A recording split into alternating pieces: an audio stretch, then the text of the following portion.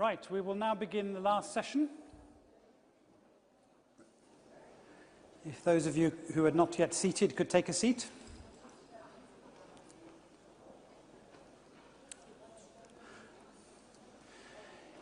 You may remember that this morning I said to you that the purpose of the day was to be practical and not just theoretical, and to produce very specific recommendations that could contribute to the SDG framework post-2015 and also to the new EU Gender Action Plan, in which the government of Latvia is playing a very important part. So for this last session, we will excuse the people in the first two rows unless you want to join us, but everybody else will need a sheet of paper.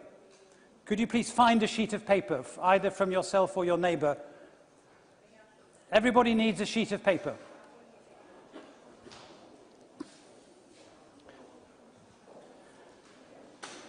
Okay, please hold up your sheet of paper so I can see it. Okay, some of you are very conditioned and some of you are not. Okay, at the top of it, please write your name.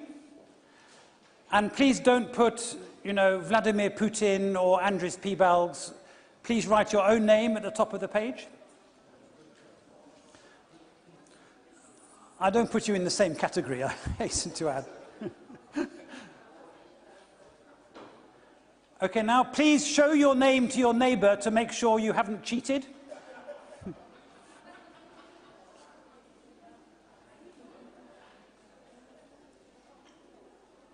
And now I would like you to write at the top of the page, write my best ideas. No, actually don't write that. Write my best suggestions, my best suggestions. And at the end of the session, we would like you to hand these in. You don't have to do it, but if you would like to hand them in, we will arrange to have them collated, and they will contribute to the conversation that takes place after the end of the conference. So your name at the top, not Vladimir Putin and not Andris Piebalgs, but your real name, my best suggestions, and we're thinking about the SDGs and how they might need to change, but also about the EU Gender Action Plan, on which I know many of you have some very specific thoughts that you would like to share. And maybe, Helen, I know you've written a lot about this. At some point later on, you would like to come in and contribute. Now, we have an excellent panel for this session, for this last session, of people who have been exactly focused on this very practical question of what to do. We start with Baroness Lindsay Northover, who is the Parliamentary Under-Secretary of State for International Cooperation in the UK. Martin Bille Hermann, who's State Secretary for Development in Denmark. Andris Piebalgs, who is a brilliant EU Commissioner and achieved a lot in development and is now an European Year of Development Goodwill Ambassador. Caren, who is Senior Director for Gender in the World Bank. And Debapriya Bhattacharya, who is Chair of Southern Voice on the Post-MDG framework, former Ambassador to WTO and UN offices in Geneva and Vienna, and also ran the best think tank in Bangladesh, the Centre for Policy Dialogue. And I'm going to ask each of you to speak for up to 5 minutes just to open the conversation, being practical, and maybe halfway through we'll stop and ask the audience to read out what they've written down. You can choose your best suggestions from what is offered by the panel, but you might also want to contribute, of course, completely different ideas. So the pen is in your hands. Lindsay, if we may, we'll start with you. Yeah. Well, thank you very much indeed. And many thanks to Latvia for arranging this conference and leading on gender within the EU. That's enormously welcome. And needless to say, I've got a very theoretical speech, Simon, so therefore I'm immediately breaking your rules. So I will try to summarise what it seems to me is vital here, and then try and move on to some of the practical suggestions that Simon has just flagged. But I think that the first thing is that we need to make sure that in all that we do in development, we are indeed looking at women and girls as well as men and boys. And given the size of the EU budget in this area, it's absolutely vital that this is an area that's moved forward in terms of practical effect. And so that's very welcome. Now, this session was particularly about economic empowerment, and I wanted to make what I hope by now at the end of the day are the obvious points that obviously it benefits not only the women and girls in question to make sure that they're able to be as economically active as are men and boys, but also it benefits, of course, their families and their societies, and we have plenty, fortunately, of economic data about the importance of this. And that's enormously helpful for people like me who've been arguing for this for many years. To see that there's an economic case as well is really very, very helpful. And there are a number of areas, of course, where we can also see other benefits in terms of health, things like keeping girls in school, reduces the incidence of HIV/AIDS, for example, not something that you would initially think, but is in fact the case. Now, in terms of tackling some of the challenges in terms of women's economic empowerment, I'll just go through some of those, and then I'm going to look at this a little bit more broadly. There are a number of laws and regulations that must be addressed, which discriminate on the basis of gender. Again, I'm sure you're aware of those. Things like inheritance rights, the fact that if a woman is widowed, it may very well be that whatever property there might be then goes back to the family, doesn't stay with her. The law is rarely on the woman's side, but where it is, it isn't necessarily implemented. And I have a figure here in terms of women's access to public officials in India, for example, that they had to wait 37% longer than men to see that public official. And I have to say that I find that in the United Kingdom, sometimes being, a middle-aged woman trying to get something done is much more challenging than if I were the equivalent male version. And sometimes it's actually quite useful, therefore, to be a Baroness. But then there are all sorts of other areas that need to be addressed, as well as the legal climate. There's the investment climate and the way that that may be rather geared against women, that they may not have access to finance. That's an area that we need to address, and it's really interesting, for example, with the M-Pesa system in Kenya, that quite often what was found there was that, that when it came to savings, or any money that was, say, borrowed, that women were more likely to repay that. Again, we know that from microcredit and loans. And so, therefore, one would think that financial institutions would be happier to be lending to women than they actually are. We also know, of course, that women earn less than men. That's probably true in just about every country you can think of. It's certainly still true in the United Kingdom, and it's certainly true in developing countries. And that, too, needs to be addressed, not least so that they can develop as entrepreneurs, develop in business, and so on. But underpinning all of these things, and you can take these apart, I would come back to that important phrase, even if it isn't a particularly attractive phrase, of the Human Development Index. There are many issues that have been referred to today, not least in the opening session with the outstanding former president of Latvia pointing out family planning, utterly critical for women to be able to plan their families in order that they can participate fully in their societies. So that's essential. Education for girls, essential, that it's the same quality as for boys. Quite often you will see that the girls, though they may be in school, are in poorer schools than the boys are in, and that they don't necessarily go on to secondary school or tertiary education. All of those things have to be addressed. The social protection, making sure that money is going to women and girls as well as to boys and men. All of those things are critical, which is why I was thrilled to see that India had just introduced a social security, or is proposing to introduce a social security system across the whole country. That could be transformative for Indian women and help them to engage in the economy. So there are many, many things. When the EU redoes its Gender Action Plan, what I would recommend very strongly is that in engaging everywhere, that they look at everything, not just the economy in some limited way, through a gender lens and see what difference that makes. And one way of making sure that you do that is by is the analysing of results, looking at the data, seeing what the data points you towards, and making sure that when you are putting money in, you work out what you wish to achieve and you evaluate it and you see whether you've achieved that. But all the time, analysing and analysing. And there's one of the things that's in the new SDGs, the point about the disaggregation of data. We're going to have to do it even in developed countries. Very important to understand the situation so you can see what is standing in the way of equality.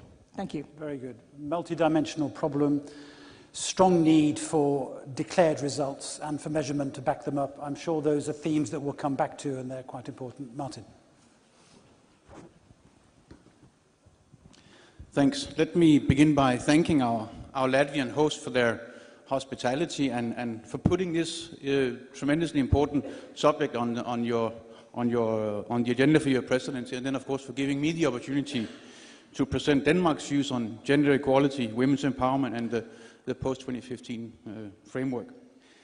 I'll begin by saying that gender equality and women's empowerment is first and foremost a question of rights. I mean, women and girls should have access to the same rights and opportunities as men and boys, full stop. But I think apart from the human rights aspect, I think it's important to emphasize, as several speakers have done here today, that we also know, not least because of institutions like the World Bank, that when you invest in women and girls, everybody wins. But if investing in women and girls pays off, then why are the barriers and challenges still there? And what is it we need to do to eliminate them? I think we need to ask ourselves that question. And part of the answer lies in a realization that we have to look at the fundamental structural causes of discrimination and poverty and think about how these underlying factors can best be addressed. I think we need to recognize up front that this is also about interest, and this is also politics. This may of course sound very grand and highly complex, but I think in reality it's fairly simple, even if it is politically often very, very complicated. We need to ensure that girls go to school and that they complete secondary level. We need to ensure that there is universal access to sexual and reproductive health and rights. We need to combat early and child marriage. We need to give women access to credit and loans. We need to address the specific constraints that keep women out of the labor market. And we need to promote women's entrepreneurship. And last but not least, we need to address discriminative legislation and administrative practices and support women's political participation at all levels. It needs to be done because it's right and, of course, because it's smart. And this is where Denmark is coming from when it comes to the post-2015 agenda. And it is because of this that, in our view, the new post-2015 framework must commit to respect, promote, and protect the human rights and empowerment of all women and girls. And in our view, this principle should be reflected both in a standalone goal and in efforts to mainstream gender equality across the SDGs. In our view, the outcome of the Open Working Group for Sustainable Development Goals has provided us with a good enough basis for promoting gender equality and empowerment of women and girls. The proposed goal points to the need to eliminate all forms of discrimination, violence, and harmful practices, and to the need to ensure women's full participation. And it also contains language on ensuring universal access to sexual and reproductive health and reproductive rights. And in our view, recognizes the clear link between women's health and rights and sustainable development. And then what about financing? Because I think as much as commitment to gender equality and women's empowerment is about changing norms, structures and traditions, it's also clear that it requires resources. And without clear commitment to ensure adequate funding from a variety of sources, as well as strong monitoring and accountability frameworks, the goals will simply not be met. The good news is, as we've heard several times today, is that investing in women and girls is an extraordinarily good investment.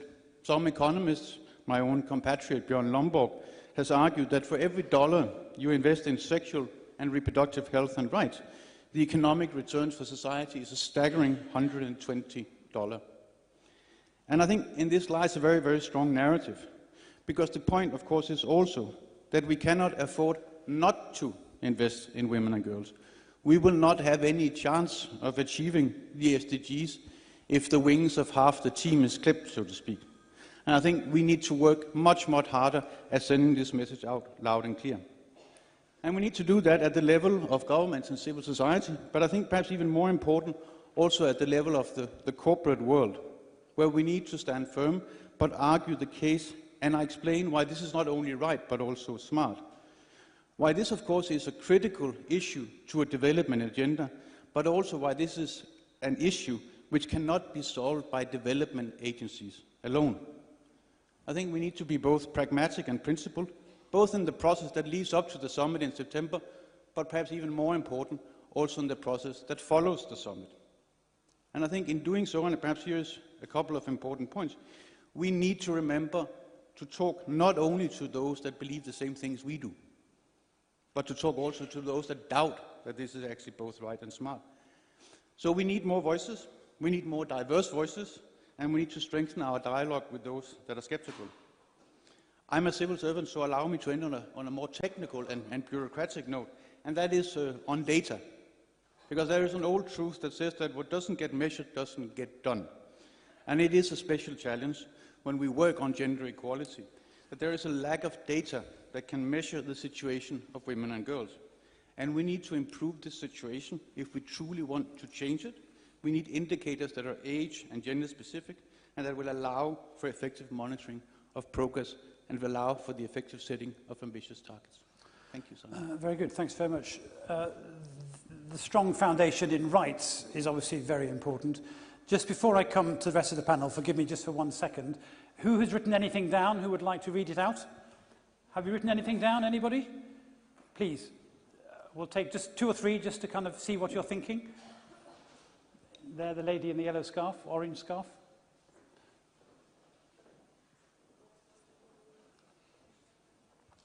Thanks a lot. Thank you so much. My name is Caroline van Dullemen. I'm here with my 2 colleagues from the HelpAge International Network. And we're very pleased that for the first time today we hear somebody mentioned age as an important topic to this whole debate. So, yeah, please allow me to reinforce that statement. And one of the things I was written down, which was prepared beforehand, I have to admit. The post-2015 framework must ensure the collection and dissemination of data disaggregated by age and sex without upper limits across all goals and targets. Okay, that's very good. Thank you very much. Anybody else? Yes, there's one at the front here. Can we have the microphone? Patient. My voice will be heard. But not in Australia, because we are being live streamed. So. Hello, everybody. My name is Rauno Merisaari, working as advisor, ambassador for human rights for the government of Finland. My question is about the women's role in the decision-making for SDGs and its implementation. So I'm in some way curious to know that how we can be sure that women have more role, more power in the preparation process, the final phase, and the implementation process than before. Because if we are talking about women's empowerment, that maybe means also that the women will have more role in the follow-up and the places where turn that into a recommendation then. I can see your piece of paper. You haven't written that down yet, have you? Yeah, that is about the... I'm proposing maybe to have a wise women and maybe wise men's panel to follow up how the MDGs on gender are implemented. Okay, very good. Anybody else? Last one, the lady in the white jacket, please. Microphone down here, the lady in the white jacket.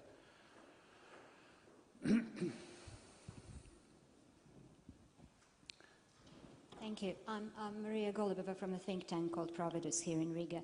Well, my recommendation is there are some policy interventions which would be relatively cheaper and some which would be relatively more expensive. And if we think of doing things which could be fairly easy and effective, there is a whole region to the east from here called Central Asia where formerly women used to have basically universal access to education, at least up to secondary level, and where the situation is deteriorating over the last 15 or 20 years.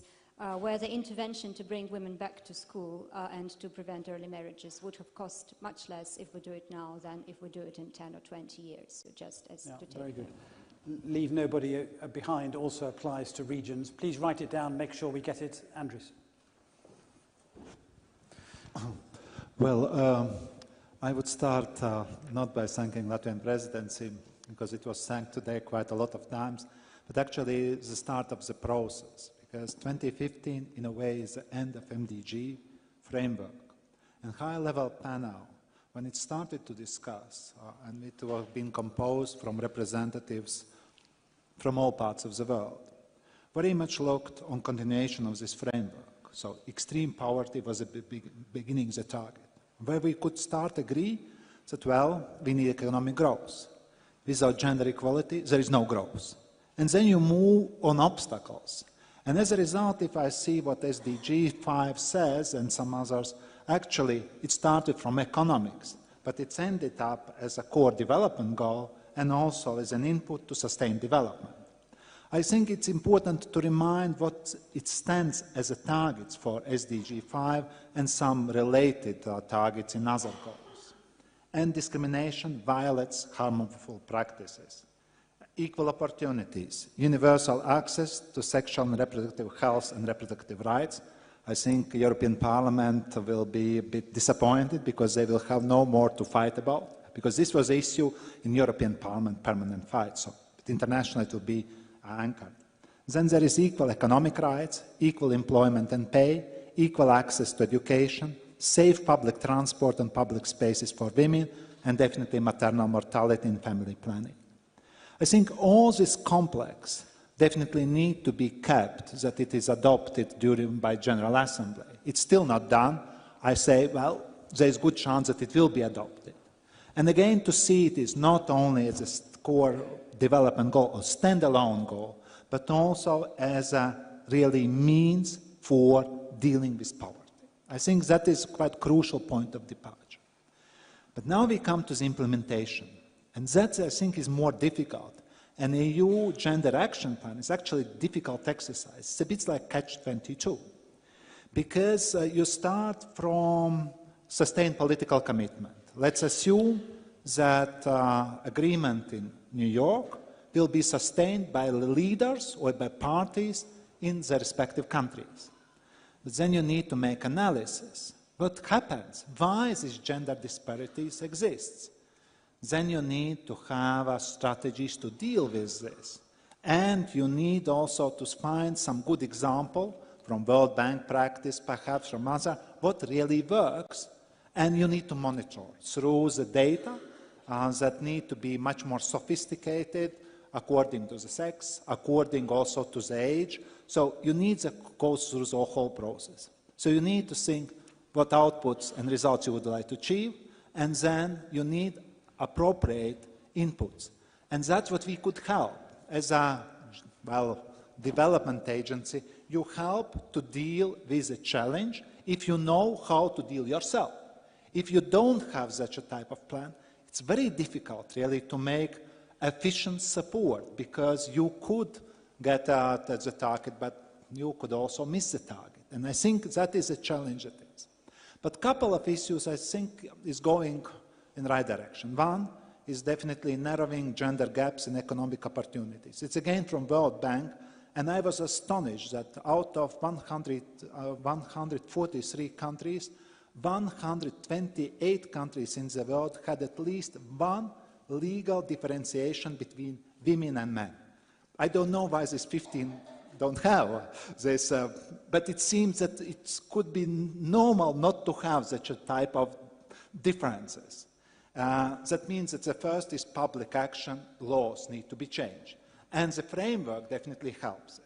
Second, it is about strength and ability to make decisions about one's life. And this is more challenging. It's changing behavior, social norms. I will mention an example from my life as a professor. I was physics professor, and that is a miserable task, because girls, by the definition, take that physics is not for them. And I believe that is completely wrong, because in my experience, I never have seen any gender differences on accepting the physics and understanding physics. But it was just perceived that physics is not for us. And I think you need really to find the teaching technologies that help it.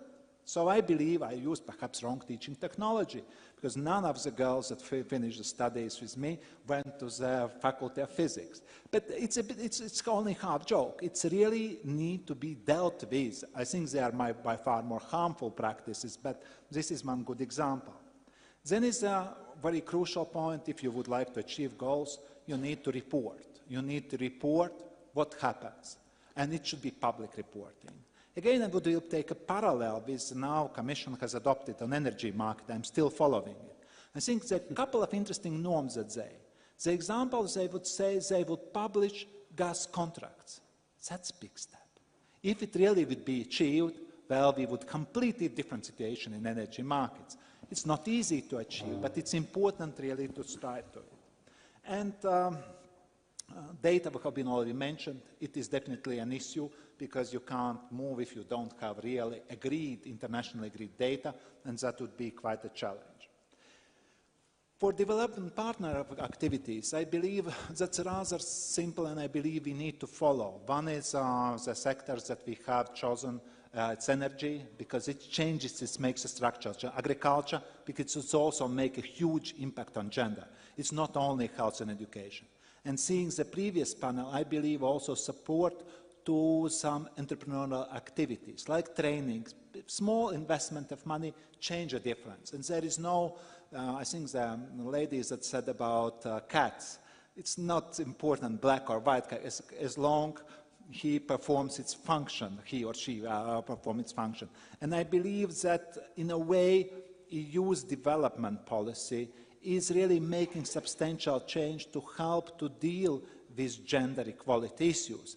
But it's very crucial that it's adopted, as in the worst case, as it stands by Sustainable Development Goals, and then it's taken as political priority. Because if it's not there, non-EU action plan will change, makes a difference. And it's also important to mention that a lot of issues it's also still need to be dealt inside the EU. So it's not only between the third world and Europe or any other continent. It's also part of what should be of our own agenda. And I will finish with John Lomoy. He said some things that I wanted to test him, but I am not allowed now to ask. He said that he could analyze on gender country budgets. And that I don't know how he can manage, but it would be good, for example, to have analysis how Norway is budgeted according to the gender equality. I just don't see the methodology, but he said that it's possible. So again, I would end up saying it's not only for development. It's for everybody, for each and every country, because gender equality issues will be permanently there and permanently needed to be dealt with. Just the scale of action is different in different places. Thank you. I'm sure there's an academic discipline on gender budgeting, which I'm sure Caren will talk about in a second. Before I pass across, we had a discussion this morning with Lilian Pluman and Lapo Pistelli about how do you move a big bureaucracy? And they were talking about their development ministries. And I referred in passing this morning to the role that the UK Secretary of State has played, the Girls' Summit, which was a big collaborative exercise, making the whole of the department focus on gender issues. I'm just curious what your experience was of taking the EU Brussels machine and kind of turning it in a different direction. Well, you need to convince people. I think in democracy, with any administration, you need to convince that it is the right thing to do. Then people follow. I think the big cultural change was not about the gender. I think there people have been sharing it. I think the big change is focus on from inputs to on results. That is something that's difficult really was in Brussels machine, because it was created for inputs, not for outputs. And I think this change will, for my successor, will need to make a lot of efforts, because it's convinced, but you need to also to implement. And I think that is a crucial thing for gender action plan, that it's not only inputs, but what outputs we expect. Okay. Caren, I'm sure you have other things to say, but as well as all the other things you want to say, something about moving the machine would be interesting. But also, I know there's a huge debate about this argument that only things that get measured get done, and we end up with hundreds of indicators that all need to be measured and gender disaggregated. And on Twitter at the moment, there's a huge debate about whether that's even feasible and cost effective. You might want to comment on data. Can you hear me? Thank you so much for setting me up for this conversation. It's been great so far, and I'd like to thank everybody for their participation. I want to say a few things about the how. What is it that we can do? How can we move mountains, if that's what it is? I've been working on this issue for many years, including in 2005 at the midterm review of the MDGs. And I feel like sometimes I'm in Groundhog Day, where I wake up and I'm having the same conversation 20 years later. And I'd like not to be here in 10 years, and I think that we need to think about how to make it happen. So that's where I want to focus my remarks. The opportunities in the post-2015 framework are enormous. We have the standalone goal that was just described, and we have a number of targets and indicators across all of the other goals. And the level of ambition, I think, is indeed impressive, and we have new awareness compared to the MDGs of the multiple facets and channels through which we need to work for gender equality. But we need to put in place a number of things to actually make that happen. And I'm now about results, and what are we going to achieve in the next 5 years? I think it's really important that as we do our work, we are mindful of the fact that as donors and multilateral agencies, what we can do, what our role is to create the enabling environment, to create the situations for women to be able to empower themselves. I think that's the most important thing. So what do we do in that enabling environment? Well, the World Bank Group and I think the multilateral community can focus on 3 areas, and these have all come up, and I want to talk a little bit about what we've already done based on where I was in 2005. I wrote the report for the Millennium Project Task Force on achieving MDG 3, and we proposed a broad range of indicators that we thought were better than the 4 that were proposed for measuring the closure in gaps between males and females. And some of these indicators were quite ambitious because we didn't have the individual level data to make it happen. So about 7 years ago, I started working to try to create a process through which we can fill really critical data gaps. And luckily, the UN and other agencies have a good awareness of the data gaps. But as a global community, we haven't really focused our efforts on filling them and being strategic in how we fill them. So I started a project called EDGE, Evidence and Data for Gender Equality, that's located at the UN Statistical Commission. It works in partnership with the World Bank Group and the OECD. And the goal is to pilot the data to collect within households individual level information on all forms of assets, ownership over and control over land and housing, and whether one has a banking account, and technology and other things. And piloting for this went on in 2007 to 2009, and now through the statistical system, we're actually piloting this data collection in 9 countries this year. I'd love to see this scaled to 15 to 40 in the next year's time. The individual level data is absolutely important, and assets are a critical priority. Why? They're critical to the economic growth process, and they're critical to help households and individuals escape poverty. And the 3 most important assets, land, housing, and businesses, are really important. And we think we know that there are gender data gaps. But, you know, some of the data can actually give us some surprises. When we actually started collecting this information in Ecuador, we actually discovered that women own more than men in terms of land and housing. And that's a really important surprise. So it's not just the measurement issue. Data not only measures progress, it can actually inspire progress. So why did Ecuador get there? and what can other countries learn in that process. And that leads me to my second point about what we can be doing differently. It's really understanding what works and what do we actually do. What do we put our money into? And part of what we have to do, we've created at the World Bank Group something called Gender Innovation Labs that does impact evaluations, often with the gold standard of random controlled designs, on what works to create women's economic opportunity through better wage employment, through entrepreneurship, and through asset ownership. And there's some surprises that come out of these impact evaluations about what works. Some things that we thought would work, for instance, in terms of giving women land rights, do work. We know that it's important when we're doing land registration programs that we give women the opportunity, we have individual or joint titling.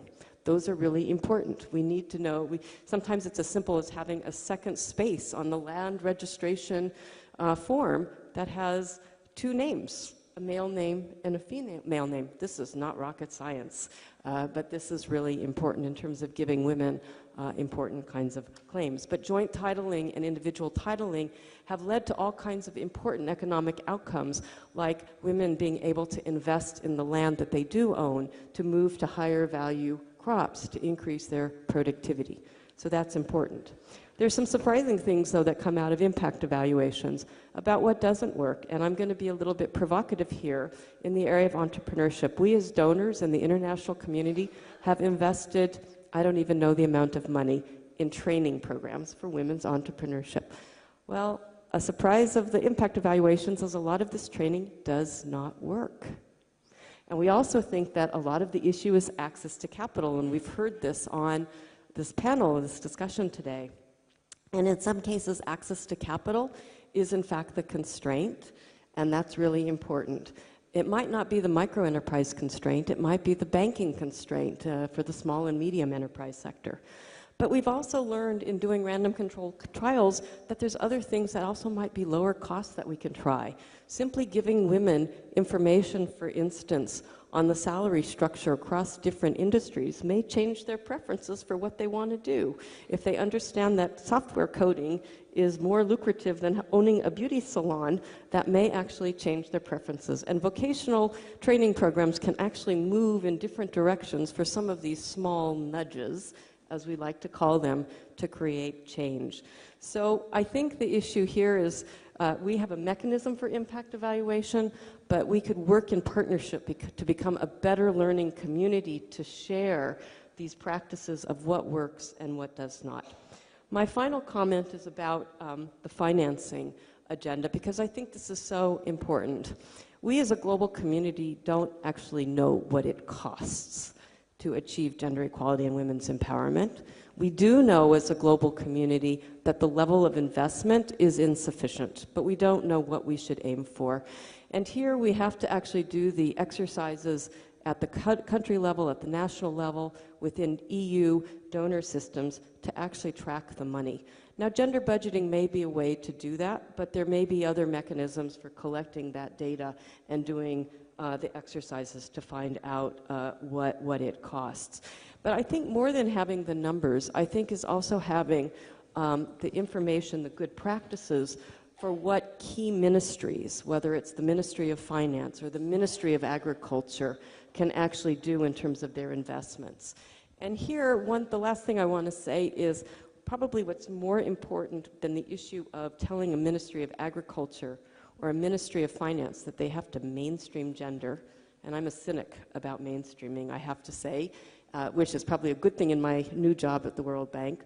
We have to get them to focus on the results that they should be achieving. So within agriculture, if we know that there's a productivity gap between male and female smallholders, how, as a ministry, since productivity is so critical for feeding the world's poor, is so important in so many countries for economic growth, how is that ministry going to aim at achieving that result and measure closing the gap in productivity? And it might be through changes in the extension program, it might be changes in technology, and here again we need to innovate and experiment. So the focus on results is absolutely critical across sectors, within countries, and here for the EU, I think that this is something to use plain language, to not talk about gender, but to think about what the results are that are going to really be transformative and make the ambition of the SDGs the reality, so we're not in Groundhog Day.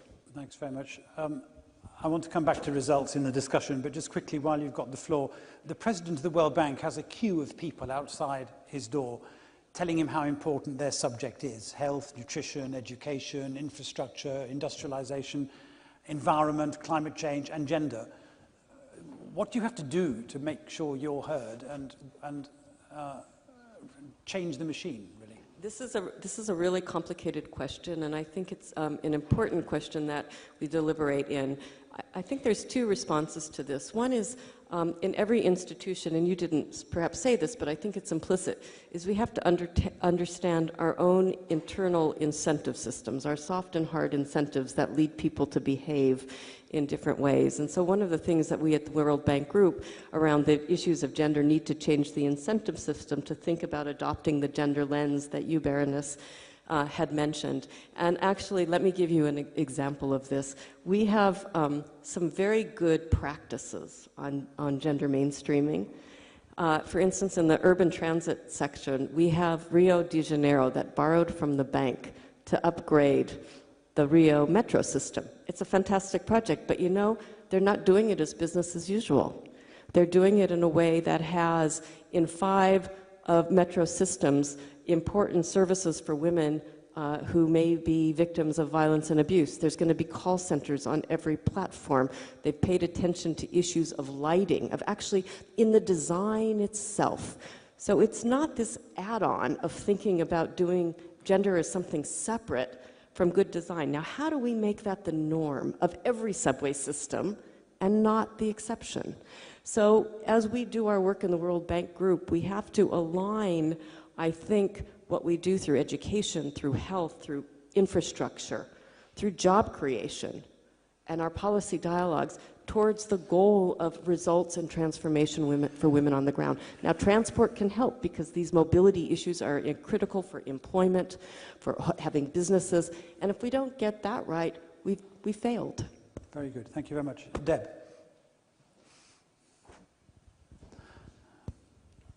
Thank you, Simon. Let me start by thanking the Latvian presidency for inviting me over here. It's an unique opportunity, definitely, to be in this panel and also in this house. It's after 34 years I have returned to this town, and I'm really amazed and delighted to see the progress the country has made.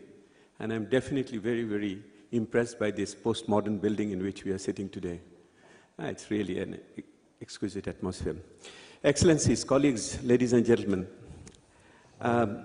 when I was young, my grandmother told me that if you have only 5 minutes, then don't make more than 3 points. Anyway, people's attention span will not allow you the 4th point. But since then, I have met Simon, and I have seen how you can couch 3 points each under each of those 3 points. So let me start with my first point. I have listened very carefully since the morning, the discussion which went around. And I picked my first point, which with a subheading called Employment, Value Chain, and Upgradation. Today, in the morning or in the afternoon as well, there had been a discussion regarding self-employment versus wage employment. Let me pick on that issue. I come from a country where women had been largely involved in the self-employment programs, thanks to the microcredit, but they have also been structurally transformed or relocated to the non-agricultural activities through the apparel industry. The microcredit program definitely made a significant impact on the livelihood conditions of the women. But let me put it into a comparative perspective with the wage employment which we see in the garment sector. In both cases, we have seen that the fertility rate has fallen because of the participation in the labor force. We have seen the average age of marriage has fallen. We have seen the pacing of children has also been longer. And what is it? No, that's what I said. Average age of marriage has increased and all that. And even to some extent, the strong desire to have a boy child has also decreased. So in that sense, participation in the labor force had been one of the sine qua non for all the changes which we see. Number two, what we saw, even when you compare the two, you saw that those who are in the wage employment, they showed a higher degree of all those trends. Because in case of the microcredit, it is essentially cost saving, whereas here you get cash income. And the ability to control cash income is much more higher when you're away from home, working in a factory, and you have to live in a dormitory with others, not necessarily in the best of the conditions. So there is what we are saying, that any form of employment is good if you don't have any better option. But obviously, in most cases, we are not talking about entrepreneurs of high value. We are talking about self-exploitative self-employment, where the shadow prices of the labor is zero. Only then you make a profit, and there is hardly any scaling up because of the missing middle, including in the financial services. So if you ask me as a researcher, we are always ambivalent, and we also make all these results as intermediate results till we do another study and find out what was wrong with this one, is that wage employment is critical, particularly wage employment for women in the formal sector is critical for economic empowerment. That would be one of my propositions. Number two, what we have seen that in the wage employment in the formal sector, there is also the glass ceiling, and there has not been the upgradation in the economic transformation as we see. The women have problem in moving up. So the productivity growth has constrained their wage also increase in many ways. So the access to technology and skills have become very important for them to move up on this value chain. I can go on that more, but let me go to the other point. But before that, let me make one point which really amused me or amazed me since the morning. All the discussions about the gender relationship seems to be all confined to national policy regime. At best, it is the intervention through foreign aid where you can really ameliorate or alleviate the situation. As if the global trade relationship, global financial relationship do not impact at all on the women's circumstances in the countries, in the poor countries. Those who are aware of the garments industry's collapse in Bangladesh, the so-called Rana Plaza incident, quite often thinks it is the bad supervision, bad governance of the countries which has led to that. They never thought how they cut edges through those, the buying houses and the big purchasers, those who really didn't pay enough for them to make those situations a bit more tolerable. And as you may know, how a $4 shirt produced in Bangladesh becomes $44 in the retail shop in a high-end street. And even if you pay the consumer $2 more on that shirt or 10 pence on that, there is no guarantee that will reach the workers because it is a monopsony, how it's in the global relationship we are dealing with. So Simon, one of the points is that the gender relationship should be looked into the global trade relationship, financial relationship context as well. Let me make my second point. The second point captions is more about structural change, representation, political economy of gender circumstances. You may remember that during the MDG period, there was no gender-related goals. It's that afterthought that goal 3 came into the MDGs. And the 3 targets were, one was share participation or employment in the non-agriculture, which is formal wage employment, I mentioned. The second one, it was obviously on, this was on the parliamentary seats. And the third one was on education. So and there were other cross-cutting gender-related on reproductive health and the health maternal mortality and others. You may notice this MDGs did not contain any structural targets or any political economic issues over there. The only one it had was women's share in the parliament, on the seats.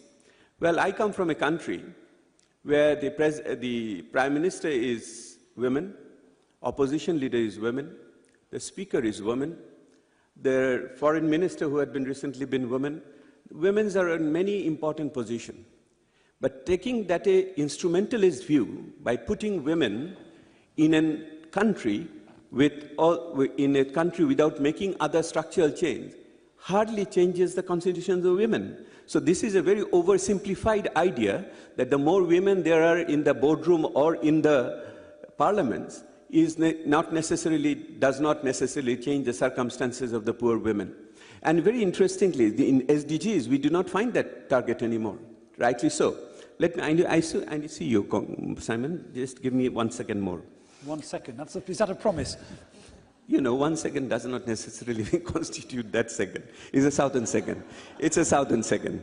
Let me come on the point on this. So the issue is whether, if we do not take note of the other structural factors, whether it is access to property, access to financial services, or violence against women, or not even having a legal identity, that is not really going to do the trick. The final point is that we have heard about the disaggregation issue.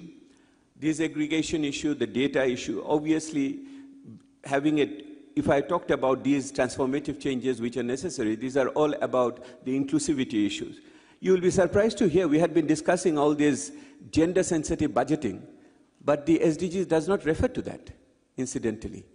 So somebody must have forgotten an important thing out there, either as a means of implementation or something like that. We need to correct all those things.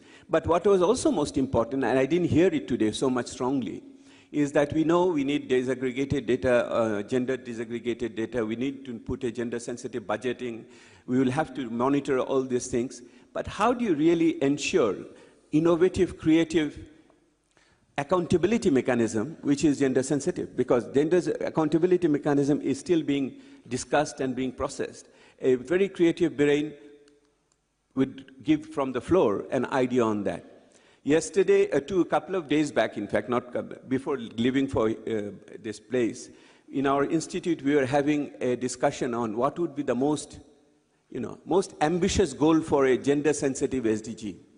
Somebody quoted from somewhere that the most ambitious goal would be the child would not be assigned a gender at the time of birth. The child will be allowed to pick it in due course. Till that time arrives, the most ambitious goal of gender equality, we'll have to live with the SDGs as they are. Thank you. Thank you very much.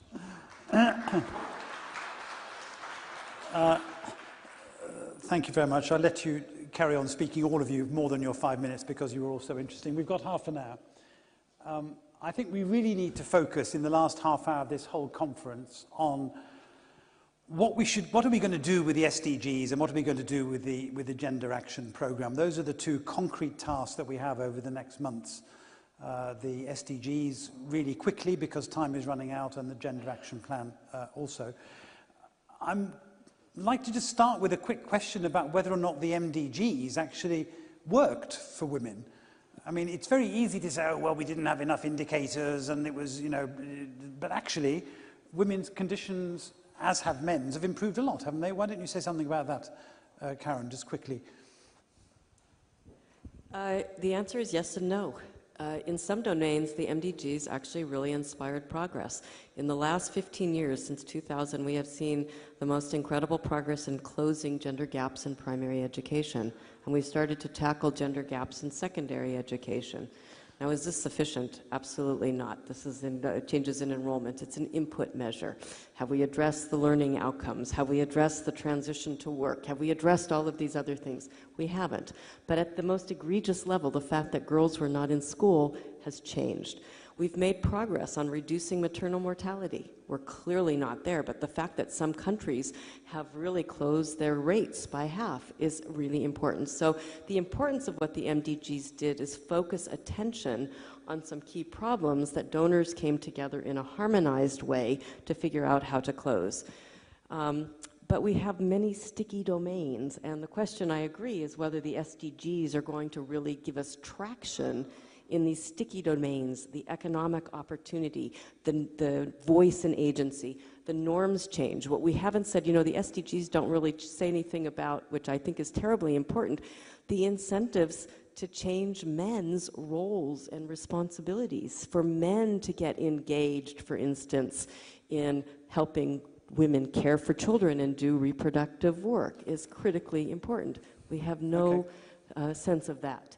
And these subtle issues, which can't be, these issues of power, these issues of norms are very hard to capture in the kind of framework that the SDGs are aiming at. You may have missed my introduction this morning, which I said that the gender course at IDS when I worked there was men, women and development.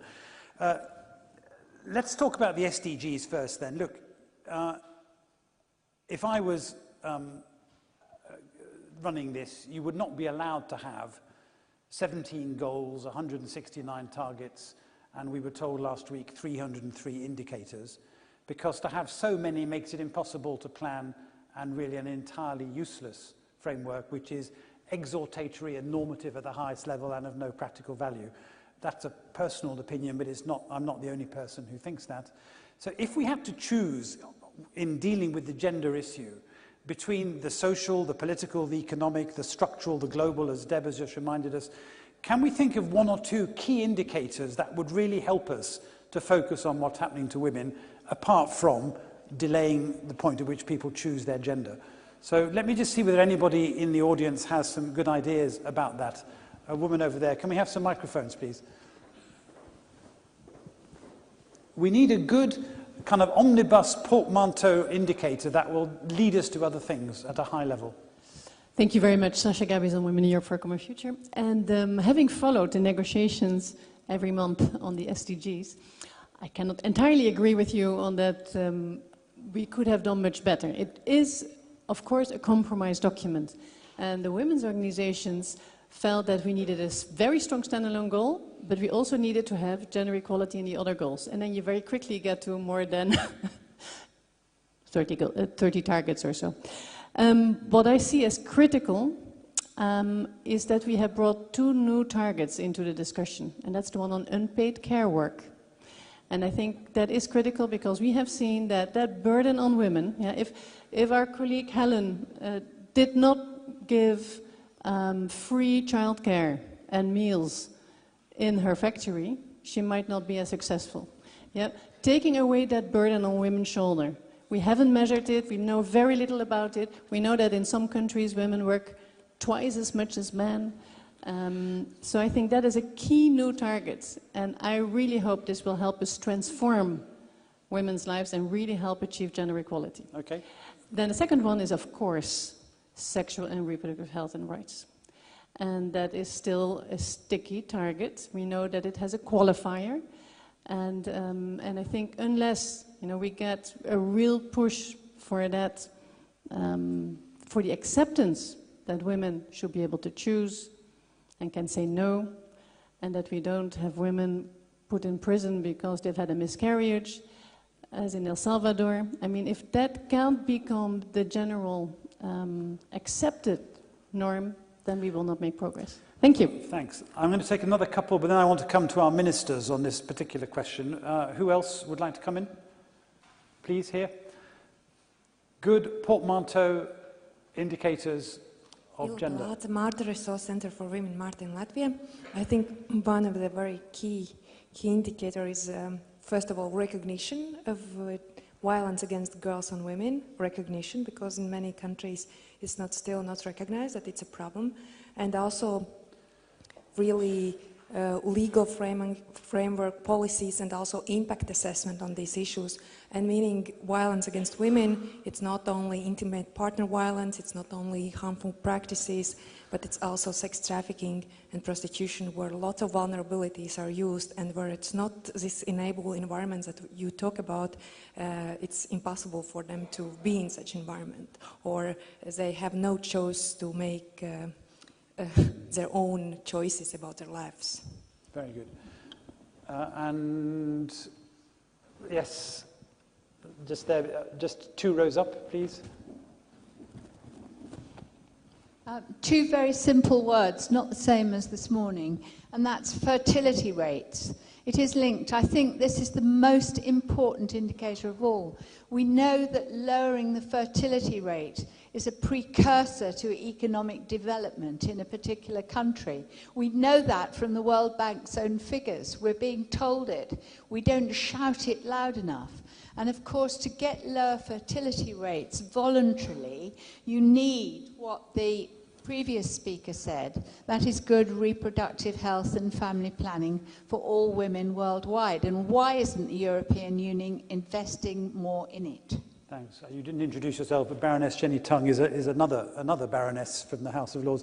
I want to ask the two ministers something, starting with you, Lindsay, because the UK has been a great champion of two potentially contradictory positions. The first is we need to simplify the MDGs, the SDGs. There are too many, they're unmanageable, they're not a guide to planning, and we're just going to end up with a great normative resolution in September, which doesn't help us very much, on the one hand. On the other hand, we absolutely have to have a very strong results framework.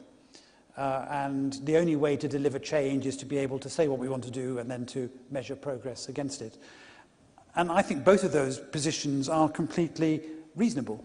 But do you find that they ever collide? Well, there were predecessors to the MDGs, and they weren't particularly effective. The MDGs have been effective, and it was very much a single hand, and it was they were focused, and people discovered that resources followed those MDGs. Therefore, the whole world has piled in the redrawing of them, and I think that there are serious risks. I think you're quite right in the way that they're drawn up at the moment, and as people battle to get absolutely everything in, it's bound to leave other things out.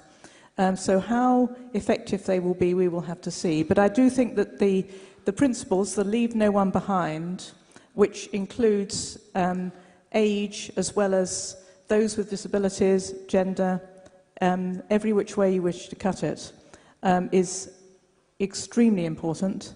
The eradication of extreme poverty, but how you then do it may not depend, this is my personal view, not the UK government's view, on what we've got listed there in front of us.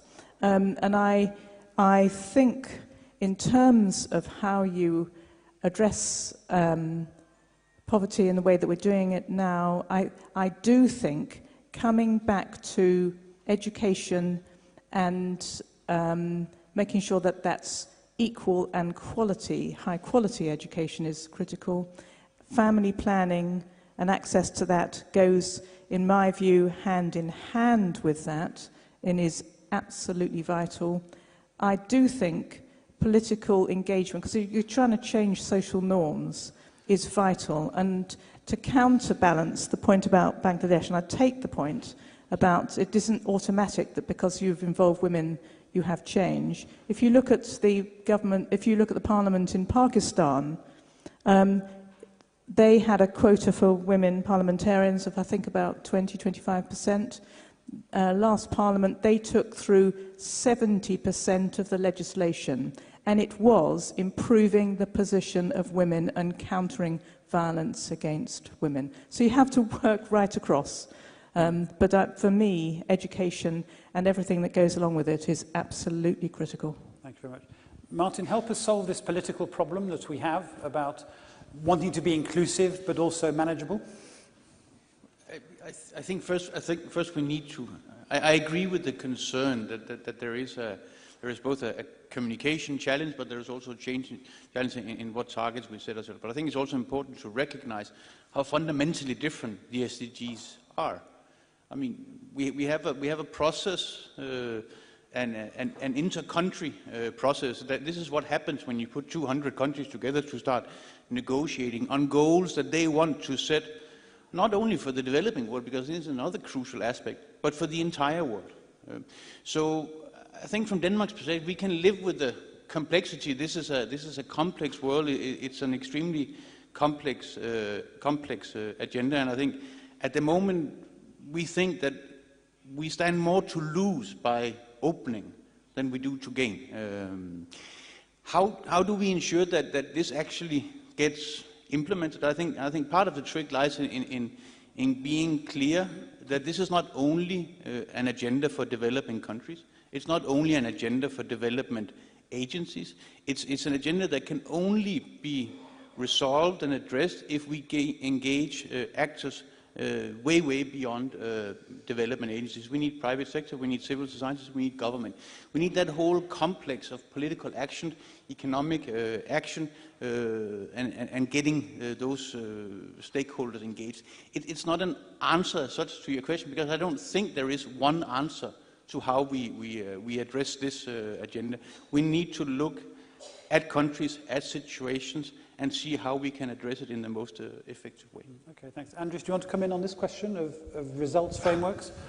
Well, technocratically, I would agree that we would need not so many goals and targets. But I also understand that the world is very much divided. There are mistrust. Where there is a mistrust, you try to put everything on paper. So in a way, we should be very happy that sustainable development goals are so explicit. For me, it is consensus what humans' lives are about. So that, I would say, is something remarkable. Then the next is how to implement and how to measure. And I think where we should not fall in a trap, it's on indicators. Because there is correlations. You should not measure everything. You should some key indicators that indicates, are we going in that particular area in the right direction? And that, I think, is a huge task for researchers, really to find simplified indicators that would work. I would just take, well, when you look on the economic performance of the country, what you look? GDP, it's not good measurement, but everybody thinks. Inflation, budget deficit, and, well, public debt. That's it. You more or less step this. It's current account deficit, it's already too sophisticated. I think we should somehow try to simplify that, to see what really makes a transformative change. I have not good answer, but I believe science or research could give such a type of answer. Okay, thanks. We could prolong this, but I want to make sure we have 15 minutes for the Gender Action Plan. But Caren, do you want one sentence on this?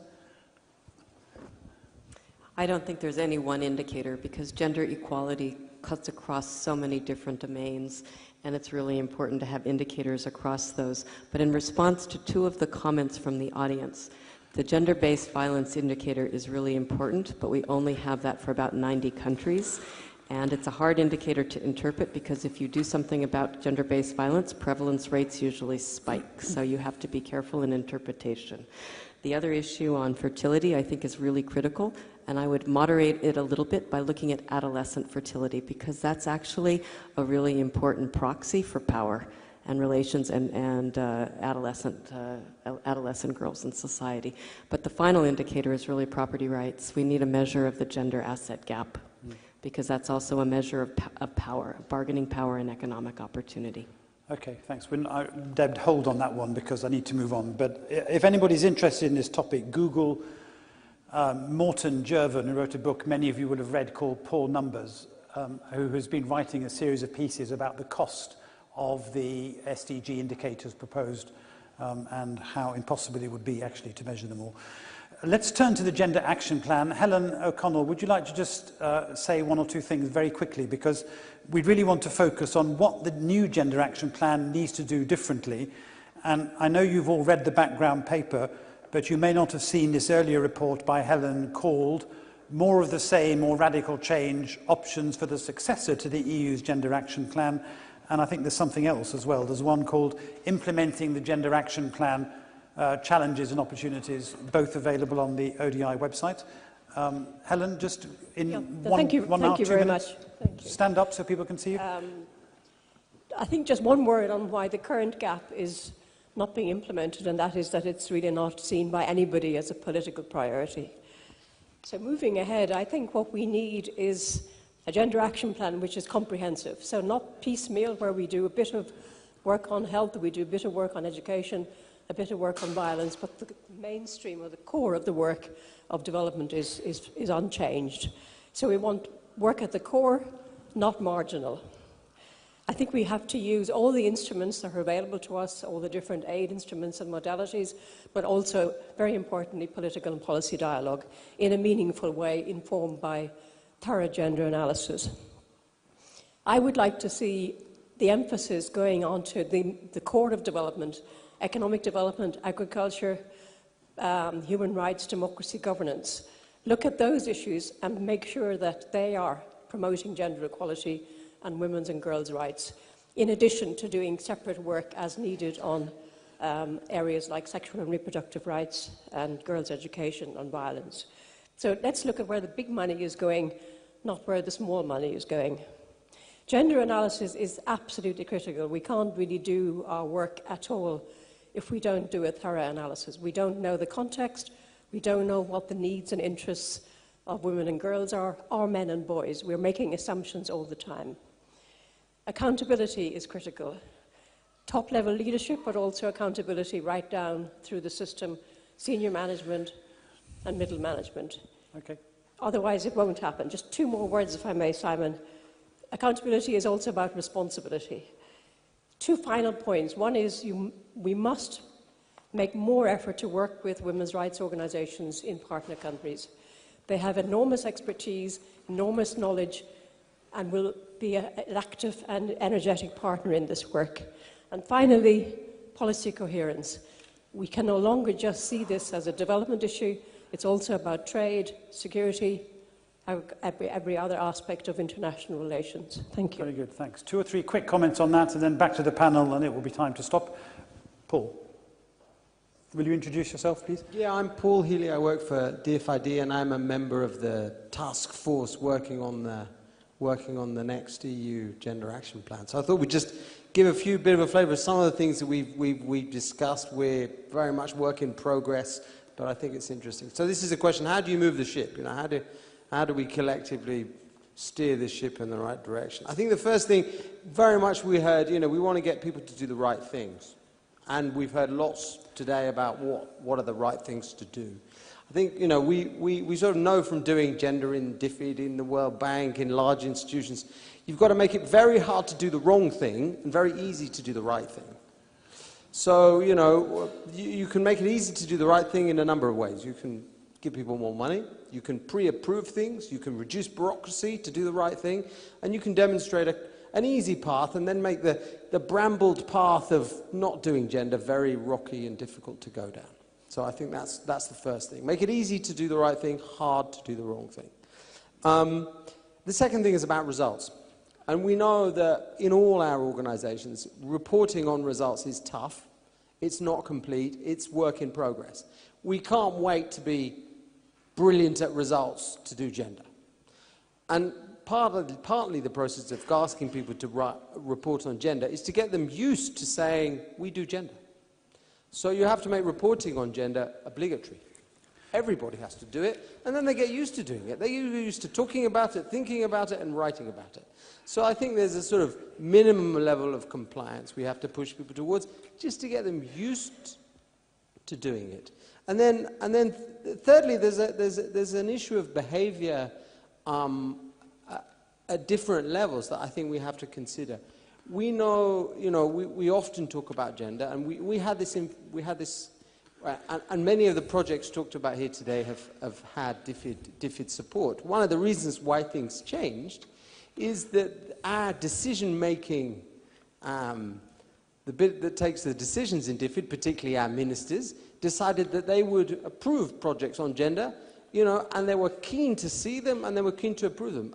When the board in the EU looks at projects, they should be asking, where's the gender analysis? If it's not there, maybe we should delay on this, you know, maybe we should postpone it. So there is something there about, you know, taking one's own medicine and taking it seriously at decision making, because that will speed things up for those that are doing the right thing. Okay, thanks very much. Anybody else on the Gender Action Plan? 2 ladies here, one here and one then at the back. And then we will stop and come back to the panel. Oh, the other way around, sorry, never mind. Yeah, hello, thank you for all your inputs. My name is Bhattacharya. I'm the Latvian representative at the European Gender Equality Institute's Expert Forum, an entrepreneur and a consultant for Research Center for Marta as well.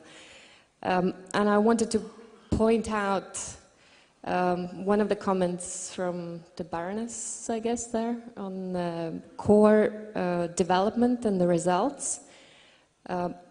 And if we remember that the subject is sustainable development, and when we speak about sustainable development, that's environmental, social, and economic. And if we think of those three elements as a core development, then violence and prevention of it becomes a core business of any state. It's not only about agriculture or trade or investment where the big money goes.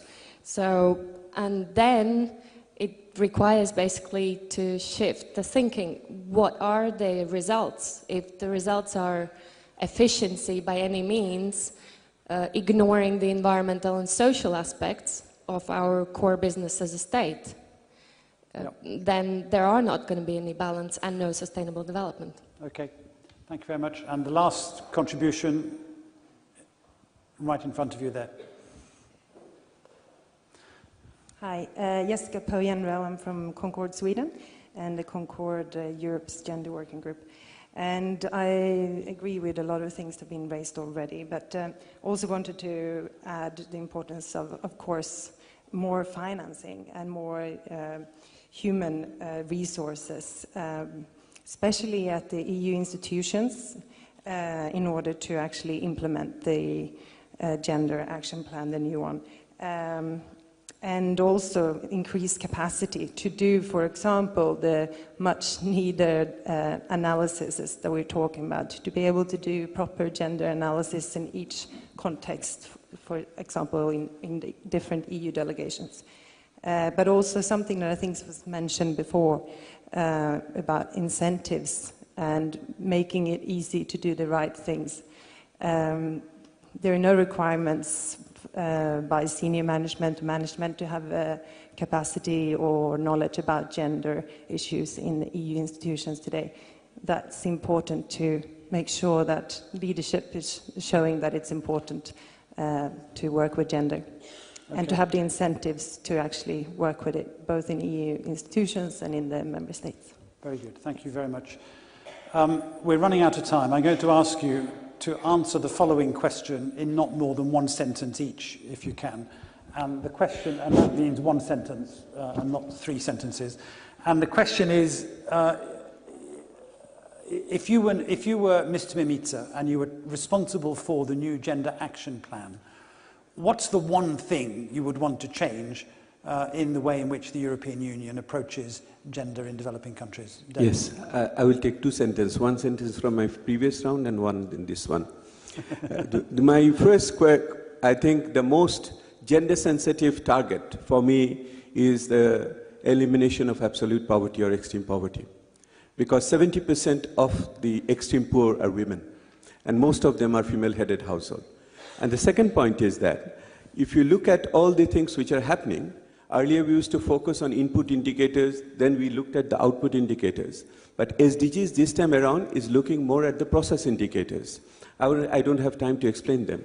But the fact of the matter is, what we need to emphasize here, creation of more public goods, which will ensure women's access to all the opportunities. It will ensure there is physical integrity, the violence which is perpetrated against them, even at home. So all those things are very important. Infrastructure and security are very, very critical. I would have emphasized on the universal targets, which are there, which are very gender sensitive. And the number 2 is the production of public goods, which will ensure a more congenial atmosphere for them to bloom further. Thanks very much. Thanks for being brief. Caren. I think I've learned from my experience in terms of thinking about the EU itself. The leadership is the political will that will make things happen, and has to be the accountability mechanism. Okay, thanks so much. Andris. Well, it's tricky, but I would advise him to take very carefully what Helen's paper gives at the end, because it seems very interesting approach.